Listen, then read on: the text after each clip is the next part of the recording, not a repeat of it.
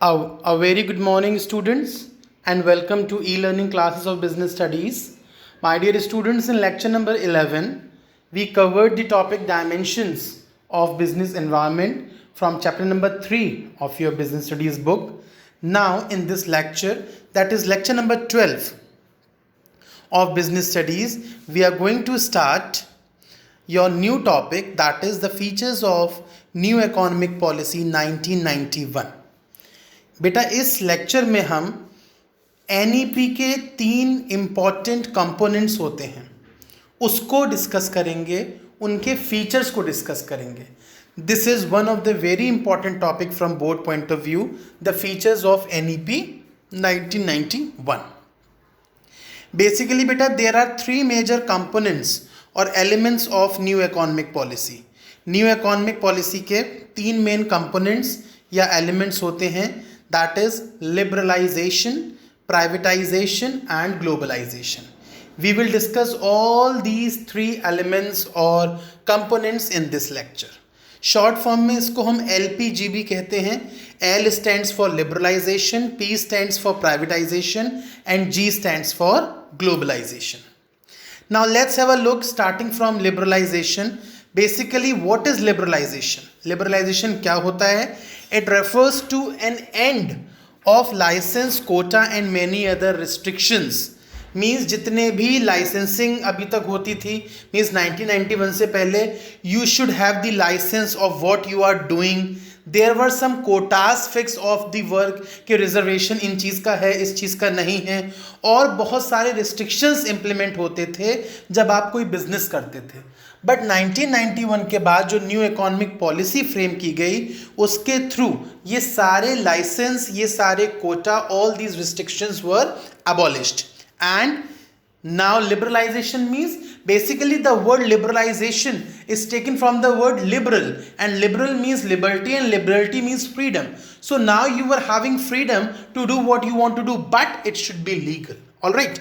So there were some ways in which liberalization was implemented. Number 1, abolition of license except in few. अगर हम कुछ items को छोड़ दें, जैसे आपका डिफेंस हो गया, आपके केमिकल्स हो गए, आपके एल्कोहल्स हो गए, उनके अलावा कहीं पर भी लाइसेंस की ज़रूरत नहीं पड़ती थी. नो रिस्ट्रिक्शन ऑन एक्सपेंशन और कॉन्ट्रैक्शन ऑफ बिजनेस एक्टिविटीज़. आप अपने बिजनेस को जितना चाहें बढ़ा सकते हैं, जितना चाहें कॉन्ट्रैक्ट कर सकते हैं. There was no restrictions on that. Freedom in fixing price, price को फिक्स करने में फ्रीडम थी. Whatever price you want to fix you can. Liberalization in import and export, import और एक्सपोर्ट में भी लिबरलाइजेशन था. There was easy and simplifying the procedure to attract foreign capital in India. Foreign capital India आए, foreign currency India आए, उसको attract करने के लिए और बहुत सारे मेजर्स थे हमारे पास. There was freedom in movement of goods and services, goods and services के मूवमेंट में भी there was freedom. And there was freedom in fixing the price of goods and services, और हमें कितना प्राइस गुड्स एंड सर्विसेज का रखना है उसको फिक्स करने में भी there was the freedom. So these all are the points which highlight how liberalization used to work. Clear? Now after liberalization, next we are having global privatization. Privatization का मतलब क्या होता है? जो आजकल आप देख रहे हैं, जिसको हम हिंदी में निजीकरण बोलते हैं. निजी मीन्स प्राइवेट और प्राइवेटाइजेशन मीन्स निजीकरण.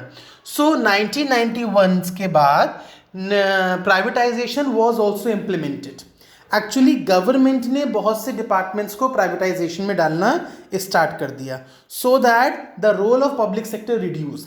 एक्चुअली जब भी जहाँ पर भी गवर्नमेंट का रोल बहुत ज़्यादा होता है तो वहाँ पर वर्क करने में कॉम्प्लिकेशंस और हडल्स ज़्यादा आते हैं. when there is public sector there are hurdles, but when there is private sector there we don't follow such kinds of hurdles. So what were the steps taken for privatization? Disinvestment of public sector. Public sector का disinvestment मतलब investment in private sector, means transfer of public sectors to private sector. There was setting up of board of industrial and financial reconstruction, that is BIFR. इसको क्यों initiative लिया गया था? So that public sector जो भी enterprises public sector के loss bear कर रहे हैं उनको नज़र में रखा जा सके. And there was dilution of stake of the government. कि हर चीज पे जो गवर्नमेंट का ठप्पा लगा हुआ था, that was also somehow vanish and remove. Process of disinvestment की वजह से प्राइवेट सेक्टर ने 51% से ज़्यादा शेयर को एक्वायर कर लिया, जिसकी हेल्प से ओनरशिप और मैनेजमेंट दोनों प्राइवेट सेक्टर के अंडर आ गए। Now private sector was the owner and manager of so called any business, and government used to play just the secondary role. As 51% share was in private sector, so main role was of private owner and government का secondary role. So this was privatization, the second component after liberalization. Now third component is globalization. Globalization means connecting India to rest of the world. जब हमने India को rest of the world के साथ connect करना start कर दिया, if I talk about before 1991, so people were very much concised in their own country only, उनको बाहर से कोई बहुत ज़्यादा मतलब नहीं था। But if I talk about after 1991, so 1991 के बाद ग्लोबलाइजेशन स्टार्ट हो गया। टैरिफ्स में जो टैक्सेशन पॉलिसीज़ थी उनको हटाया गया, इंपोर्ट्स पे जो लाइसेंस लगते थे उसको हटाया गया, और बहुत सारे रिस्ट्रिक्शंस को हटाया गया, और न्यू गवर्नमेंट पॉलिसी को ऑप्ट किया गया कि now globalization will be there. किस तरह किया गया? इंपोर्ट लिबरलाइजेशन को इंपोर्ट, गवर्नमेंट ने सारे रिस्ट्रिक्शंस हटा दिए कैपिटल गुड पे से। FERA means foreign exchange regulation act, FERA को रिप्लेस किसने कर दिया? फेमा ने। FEMA is foreign exchange management act, right, that was reduced. Rationalization of tariff structure, tariff structure को रैशनलाइज किया गया। ये नहीं कि इंपोर्ट पे ज़्यादा टैक्स और एक्सपोर्ट पे कम tax, that was also towards the economical benefits कि कितना टैक्स लेना है। Abolition of export duty, export करने पे कोई भी ड्यूटी नहीं जाएगी, कोई सरप्लस चार्ज नहीं जाएगा। And reduction of import duty, और इंपोर्ट ड्यूटी को भी रिड्यूस किया गया। अब इतना कुछ किया गया, globalization, privatization, liberalization. As a result of globalization की वजह से फिजिकल और पॉलिटिकल बाउंड्रीज में कोई बैरियर नहीं रहा। Now whole world became a global village. अब पूरी दुनिया एक हो गई थी, पूरी दुनिया में एक साथ ट्रांजैक्शंस हो रहे थे, transfer of goods and services हो रहे थे। Globalisation involves greater interaction, globalisation ने ज़्यादा इंटरैक्शन किया and interdependence among the various nations of global economy, और various nations of global economy में हमारी इंटरडिपेंडेंस और ज़्यादा हो गई।